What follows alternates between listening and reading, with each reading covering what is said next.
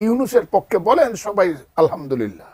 এদের কথার এই 500 টাকা 1000 টাকা যারা মানুষের ঘরে খায়া লিল্লা খায়া যারা বড় হইয়া বড় বড় কথা বলে, এদের কথা এদের কোনো সেন্স কাজ করে বলে আমি মনে করি না। তবে আমি একটা কথা বলি, এরা হইল মোল্লা মুন্সি। মোল্লাতন্ত্র কিন্তু ইসলাম নয়, ইসলাম কিন্তু মহান।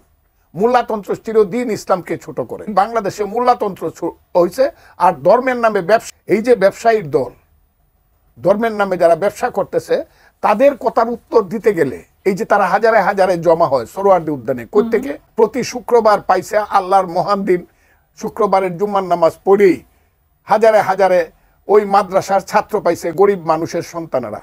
আমি আজকে পরিষ্কারভাবে বলতেছি, মাদ্রাসাতে যারা লেখাপড়া করে এরা খুব সাধারণ গরিব ঘরের সন্তান, বেশিরভাগ অন্তত 96-7%। এই ছেলেপেলেরা কিছুই বুঝে না হুজুর ছাড়া।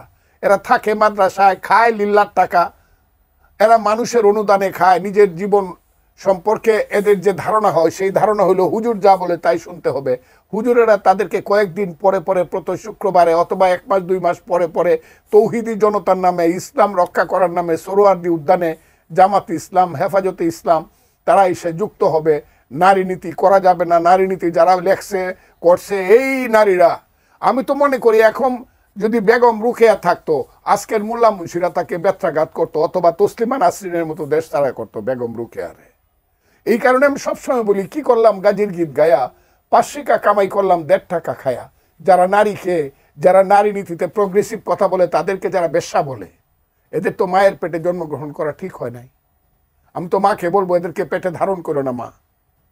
বা ইভেন মৌলানা মৌলভী সাহেবদের ঘরে যে মায়েরা বোনেরা তাদেরকে বলবো তোমরা এদের বাচ্চা পেটে নিও না, এরা তোমাদেরকে খুব ছোট নজরে দেখে। আমি খুব কঠিন কথাগুলো, এই this time once it will come, যে বাংলাদেশের 1 কোটি মহিলা, তারা তো 50%, 18 কোটি মানুষের মধ্যে আমার মা বোনেরা তো 9 কোটি।